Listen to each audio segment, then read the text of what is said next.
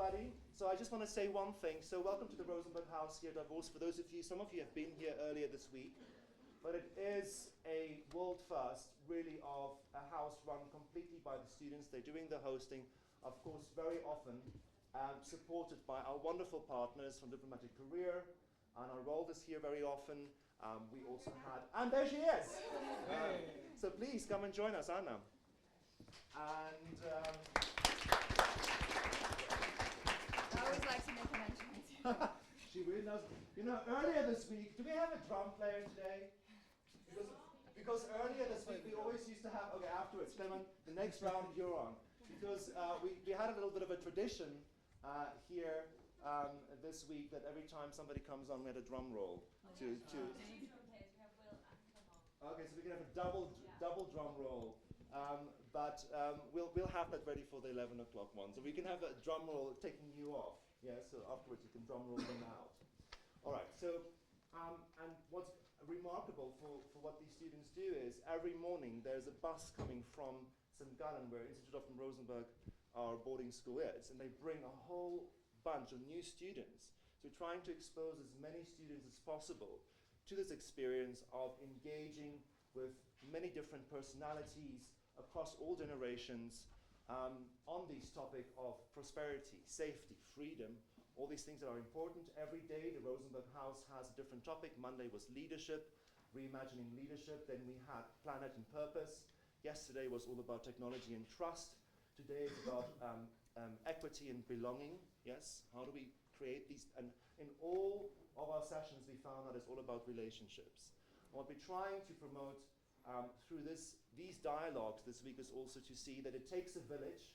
No single one person or silo subject area has all the answers. And we thank everybody, you, the students, our beautiful guests and experts, to give your time, your experience, your viewpoints, because only if we have different and challenging perspectives, we can actually factualize our worldview and perhaps change our own. So I'm going to just, our camera team, are we ready? Is everything rolling? Good. So we're going to hand over to the student moderators. They will introduce the session. They will also introduce Anna role as the co-moderator. And always use your name, I am, because we always want to know who we are speaking to with. Okay? So are you ready? Yes. Wonderful. Then we'll start this first session. Please always use the microphone also, even if you think it's not just about this room, but it's also for the recordings. Prashant is already, veteran for this week. Okay.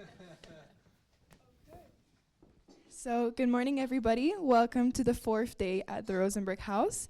So, for our first event today, the themes are youth diplomacy, moral imagination, and governance, with the guiding question of how are young minds leading new models of peace building and what support do they need? So, for today's guest, I'd like to introduce Anna Rold, who's our co-moderator, Antonia Martina Durst, who's the UN Expert Committee member, Shane Ray Martin, a Peace Tech investor, B Ventures Group, and Prashnath Shanmugan, which is President, Australian Council on Foreign Affairs.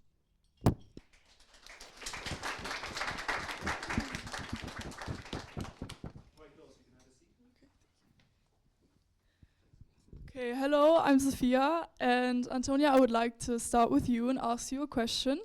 So, from a Swiss perspective, like the Geneva ecosystem, multilateral forums, foundations, and businesses, where can youth-led diplomacy have real leverage, and what's your opinion on the fastest entry point for them? Wow, that's test. Yes, so that's a tough one because I think so many times what I hear is that the youth is participating, but then when we look at it, we see they are only once decisions already have been made participating, and it's not really like they really contribute, but it's more like a greenwashing. So I personally believe the most important is that you are in the decision rooms where the decisions are made. And how to get in there, I think the most important step is that you choose the organization you want to be part of, and that you together with the senior experts draft those drafts and make those decisions. And if you hand your feedback in, that you receive an answer, like is it approved, is it semi-approved, or is it not approved, right? So for that, I think the most important step is that you really make sure you're in the right ecosystem. And it's not only about like Geneva ecosystem, you can also be in the board of a foundation, right? You can be a junior advisor, and because the most important for the youth is that not only that you get the funding for the projects you're doing, but that you also are the decision makers in where that funding goes. I think that's the important step I would do. Okay, thank you very much.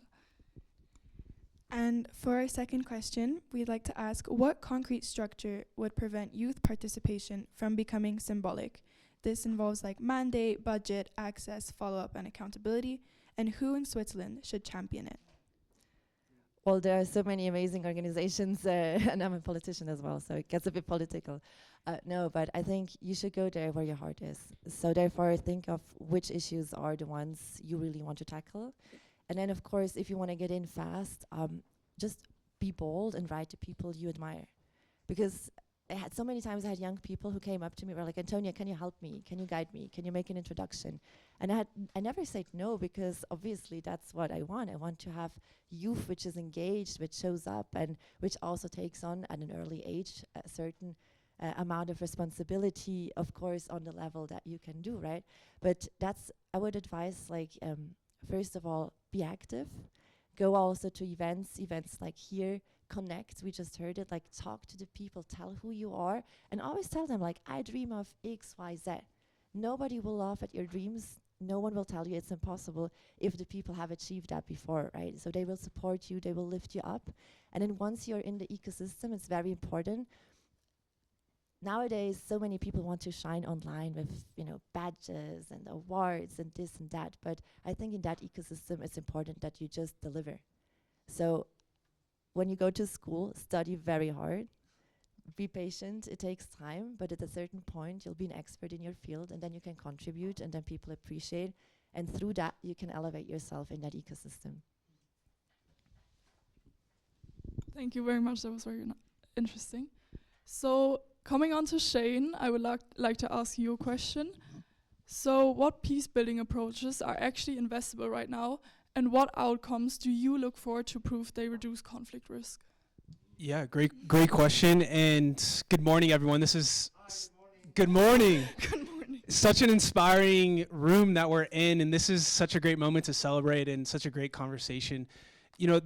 As an investor, when you're looking for companies, we're always looking for great founders and people like yourselves who want to build technology. That's where the world I'm coming from. And all of you have the ability to do that now with AI. And so what we're specifically looking for when we're looking for peace technology companies is, one, are they able to contribute towards peace? Can they maybe end a war before people could? The other thing is we're looking for companies that can drive revenue and build sustainable business models. I think we're entering a new era of peace building where peace can be profitable. And that's my number one message that I'm bringing to Davos, is that peace can be profitable, and we're showing that by investing in great people like yourselves who want to build companies that change the world. And the last and final thing is we're always looking for founders who are three things: high integrity, high velocity, and also high agility. So they're honest, they move quick, and they change because the world is moving so fast. So those are the things that we're looking for. Outcomes are really, can you save lives with your technology? Can you get water into a region before you could without technology? These are the sort of like tangible outcomes that we're looking for, and there are so many, but those are just a couple. Okay, thank you very much. And for the second question, we'd like to ask, what's the biggest scaling barrier for peace tech? Trust, data, procurement, politics, security. And what's one specific ask you have of partners here? The biggest thing preventing peace tech from scaling and being like a climate tech or like a defense tech, which I think it could be in the next 5 or 10 years, I think peace tech could actually be $100 billion plus industry in the next 10 years. I think we're not just creating a fund, we're creating an ecosystem. And the only barrier that I really see is time. It's gonna happen. It's gonna be inevitable. Procurement barriers, political barriers, these are all things that are navigatable, and we're gonna figure them out. But it's really just time. And I think you mentioned patience, which is such a valuable skill. And I really believe in this principle of something called the slow burn, which means that great things take time. And so I don't think it's so much a political or procurement barrier. It's more of just watch and see. And I invite you into that as well. And so my ask is that you would join our ecosystem, that you would join our WhatsApp groups, that you would maybe start your own company or even join a company where you're going to hear from a CEO who's started a piece at company that's doing very well later this morning. So you join their company, and I would say join our WhatsApp group, contribute, take imperfect action, and also like have a blast, have fun. Thank you very much. Thank you, that was lovely. So, Parshad, I would like to ask you a question now. So where can youth diplomacy have real leverage? So for example, in terms of climate, security, tech norms and community peace building, and where are the limits? Thank you, Sophia. Good morning, everyone, and good day, world, everyone from the live stream. Who was at my keynote in May at Harsgay? There's a few of you here. Okay. Do not answer this question. Maeve in the background. So Google the answer, Maeve, because I'm going to ask you to respond. So I'm going to ask you a question. What is the foundation of freedom, justice, and peace in the world? Anyone? What is the foundation of freedom, justice, and peace in the world? Do you guys want to give before I call upon Maeve? Anyone give an answer? Put your hands up. It could be a word, it could be a sentence. Guess. What is the foundation? Political systems. Okay. Anyone else? Stability. One more. Communications. Great answers. Now, Maeve, could you read out the paragraph, please? Do you want the microphone? The foundation of freedom, justice, and peace in the world rests on the universal recognition of human dignity and the inherent inalienable rights of every person as enshrined in documents like the Universal Declaration of Human Rights. Okay. That is from the preamble to the Universal Declaration of Human Rights, which is your Bill of Rights. To answer the question, this session is about moral imagination. You have a moral authority when it comes to things such as technology, governance, climate change, because you're the ones who are going to be impacted most by those decisions. Yeah?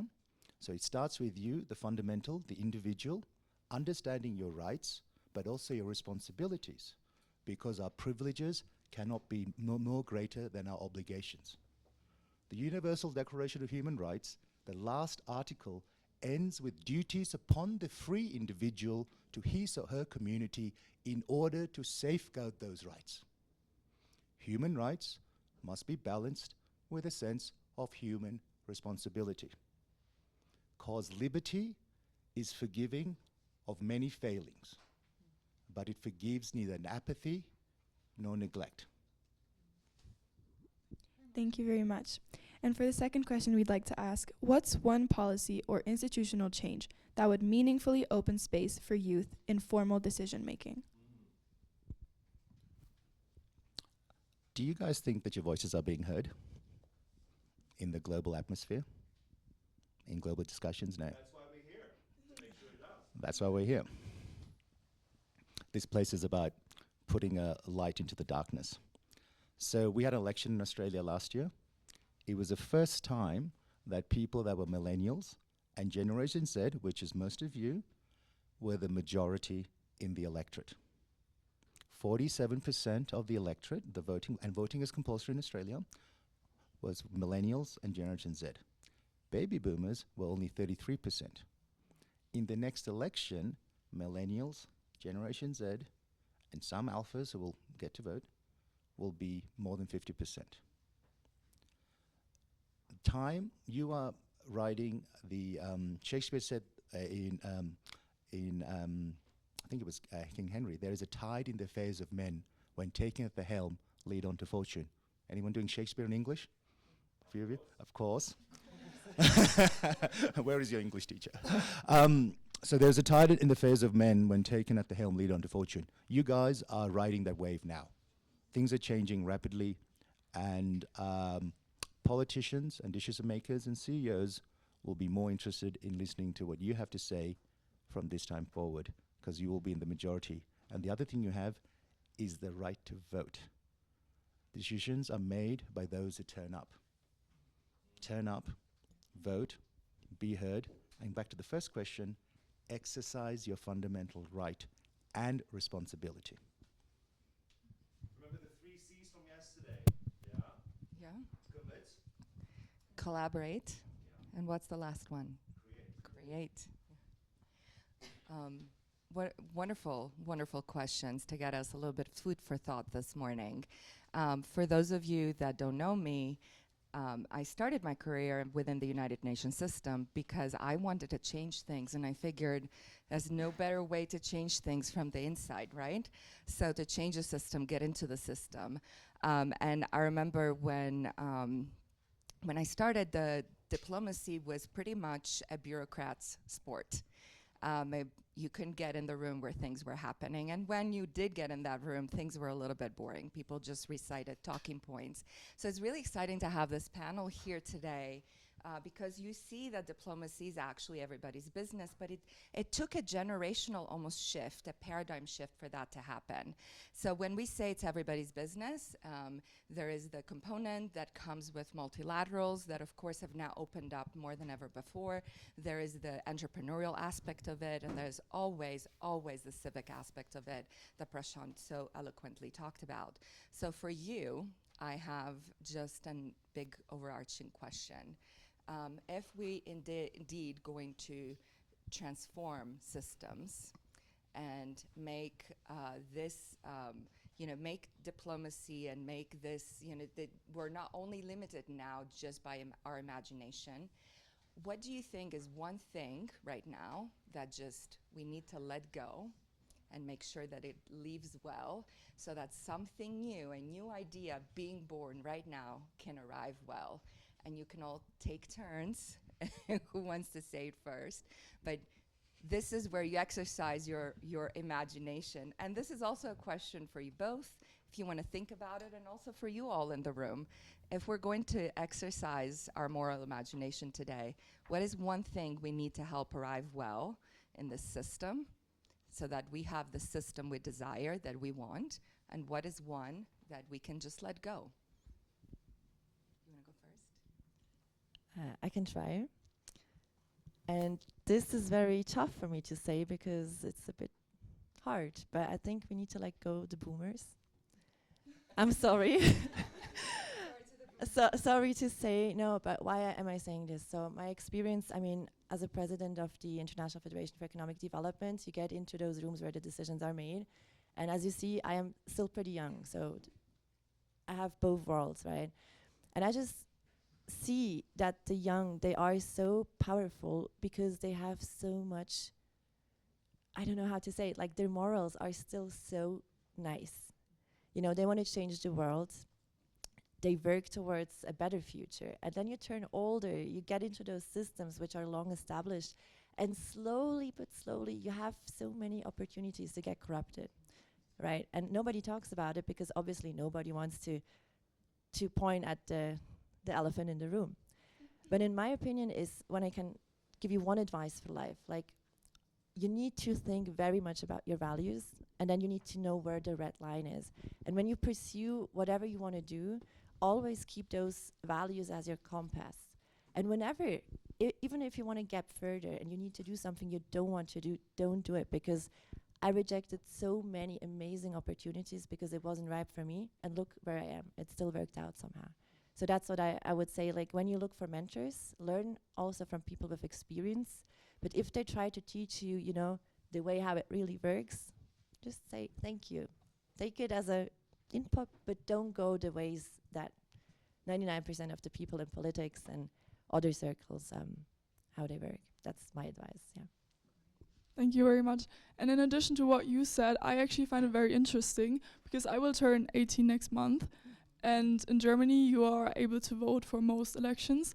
And I see my friends, like a lot of my friends are turning 18 as well, are very excited to be able to have a voice, actually in not only like in school, but also in the political sense. And when I look at, let's say, older people, it's kind of like a dreadful thing to do. Oh, we have to go vote. But I do see what you mean. Like, thank you very much. Could you say the question one more time? It's a great one. What do we need to let go that's not working? Just let it go well into the ether. And what do we need? What idea, new thing is arriving that we need to help arrive well? It's so amazing. I would say let go of perfection. Peace is not perfect, and it's really difficult. And I believe that the future of peace belongs to doers. People who are taking imperfect action consistently, doing it with joy, doing it with happiness, and also sharing their story and their journey with others. And every single time I thought I had this perfect plan for my life. I was like, oh, I'm going to have this job, do this. And actually none of that happened, and it turned out way better than I imagined. So I'd let go of perfection, let go of maybe words people have spoken over you or your generation, and like live your life and set a big vision. Get around good people who will encourage you and who will uplift you and who will speak life over you. And really anything can be possible. And all it takes is like one conversation at Davos for everything to change for you. And so I would just say let go of perfection and chase after something meaningful in your life. So this may sound odd, given we're in Davos. We need to let go of networking. Computers network. Humans build relationships. Get rid of networking and focus on relationships, because relationships matter. Don't be transactional. Networking is simply the exchange of business cards, or in Davos's case, QR codes for WhatsApp or LinkedIn. And I'll give you a case study. I met some of you in May of last year. Mr. Britt had coffee with me at the University of St. Gallen and actually invited me then to Davos in January 2026.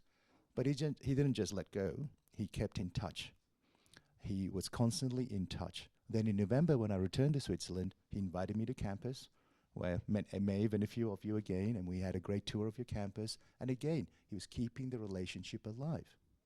And then come December, it was confirmed. I'm coming, and we built this around it. See, it takes a year, it takes time for good things to happen. It should not be transactional. I'll give you another case study. This is the first time Shane and I are meeting in person. But we did meet online when we were looking at AI negotiation virtually. We had a Zoom call, and we said, let's keep in touch. And I wasn't going to go to New York at that stage, or Washington, where you're based, and you weren't going to come to Sydney, but Divine Providence has brought us right in the middle to Switzerland. Yeah? I'd like to go to Sydney. You are welcome to. We will make something happen, see, and be kept in touch. See, when I connect on LinkedIn, and some of you will get older and you will use LinkedIn, I don't connect with people I haven't met. Actually, there's a thing in my bio that says, if I do not know you, do not connect with me. Do a coffee that's real, as in person, or a virtual one, because we had a virtual coffee. That's how we got to know each other. Yeah? Every person I have on LinkedIn, I actually know I can tell a story about. I have 2,743, and I can tell you a story about every single one of them. And if we have mutual connections, I can tell you something about that person, because those connections matter. Business cards. It's not transactional. Every business card I have, I can tell you a story about that. And if you've seen my business card, they're kind of nice, so there's definitely a story about business cards. I send Christmas cards. I remember people's birthdays. I remember names. Sophia, Elena. Get to know people. Take time. If you want to achieve peace, if you want to be good in business, if you want to change the world, people matter. Get to know people. Get to know their names. Do you know what your name means, Sophia? I mean, I know that it's wisdom in Greek. It is, the goddess of wisdom. Do you know what my name means? What Prashant means? It means the Prince of Peace. And do you know what my surname means? The God of War. But peace comes before war. Yeah, that's the answer. Don't network, build relations, and have emotional intelligence. Sorry. Just such great little gems of wisdom so early in the morning. You know, I'm impressed. Thank you. Usually this can either turn into a very good question and answer or just people freeze up. So thank you for that. I would like to open it in the room if that's possible to just... 1 or 2 minutes? Yes. Yeah, we have. Are we running out? You have to tell me the time, Yeah, Gardner. maybe time for 1 or 2 questions. Yes. Maybe one. Who? Yes. Would you like to? I think our generation is like needs to let go of hopelessness, because also in social media we kind of get desanitized about everything that's going on. For example, we're expecting to reach the first climate limit in 3 years, which is the increase of 1.5 degrees Celsius in the ocean. And we're just so used to seeing things happen, all these horrible things happen, and we feel hopeless, we feel like we have no future, and we do nothing about it. So I think that's the main issue we have. Yes. It's actually, I thank you for that, because one of my final points before we wrap up today is when I was very, very young and I was introduced to one of the top publishers in the United States as someone that could possibly be a mentor to me while I was building my business. And a question I asked her, I said, there's not a lot of women publishers. How do I get in the room at the table? How do I get a seat? And she was very matter of fact and said, look, I was one of the few women at these tables. And I learned that if I was going to be at the table, I better have a solution. Because these tables were where crisis management was happening. There was always bad things going on, and everybody went around the table and complained and talked about what was going on. So if I was going to speak up and be noticed, I better have something useful to offer. And you guys are brimming with ideas. That's one thing you guys have over us. We're a little bit, we've seen a thing or two, so we're kind of set on our ways. It just happens with age. But when you're at your age, you don't have limits to your imagination. So come to the table with ideas, and then you'll become indispensable. And that's how you do it. And I know that the world you guys were handing you over is not the best, but it's not something that you don't have agency over, like we've talked before. Perhaps a question in the room for the panel. A question. Does somebody in the room have a question for one of our panelists? Yes, we do. Hannah. Let's get a microphone to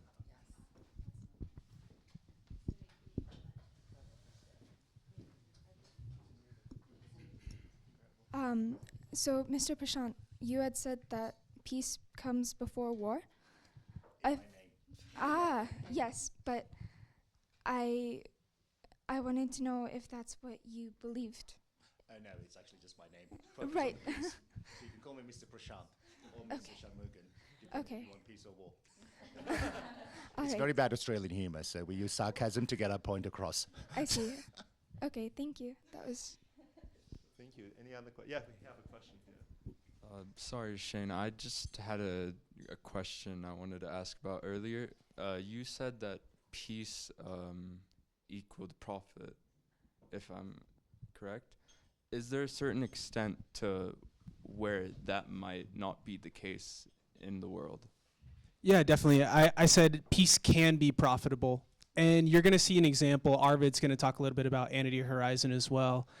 And so, yeah, of course, there's certain instances that peace isn't profitable. But the idea is to inspire a generation to go build companies that are centered on peace and also become profitable. Because what's happening in the United States is a lot of NGOs who were previously doing peace work are gone now. And so now they're starting companies, and we're saying, hey, here's some cash. Go take your bold idea, to Anna's point, and go try to solve a really difficult problem, and go find customers, go recruit a team. And this is the idea. And you'll hear some examples later today, too.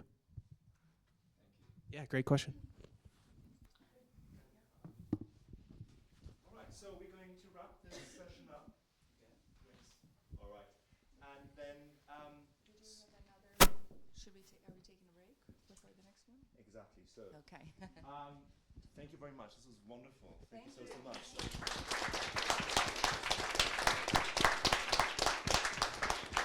I have to say, day 4, yes, and such beautiful energy in the room. So this is how we play this, and so thank you very much. So, dear guests and visionaries and students, so we have about 20 minutes, or 11 o'clock we have our next session, and the sun is shining, and it's so beautiful outside. So I would suggest you can also get your jackets on, yes? The leaders in the room, those with the Rosenberg jackets, please stay behind and help our visionaries and guests to a coffee if they need one. Otherwise, I would suggest, in a very orderly fashion, that we go for a small little break. The sun is shining, you're going to open up some windows, and then we will be back here punctually at 11 o'clock for our next session and continue this dialogue that's going to bring us to action. Thank you very much. Thank you. Elena, thank you. That's beautifully moderated. So, such good questions, Sophia. Great job. Nice to meet you. You as well.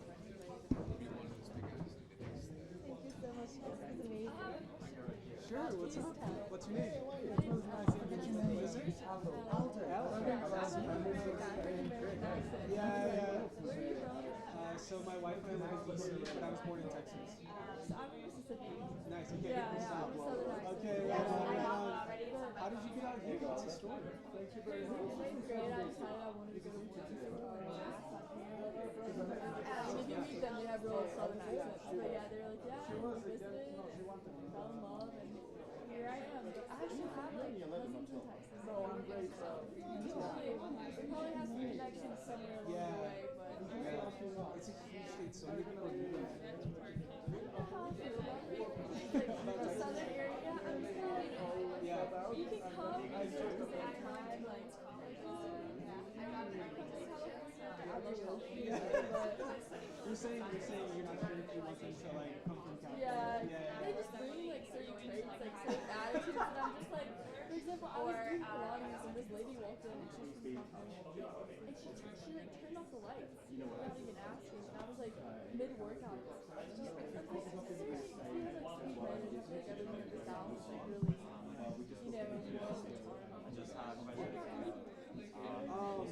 It's kind of like you, like just a bunch of random things. My entire life has been helping different companies. I now invest in companies, and they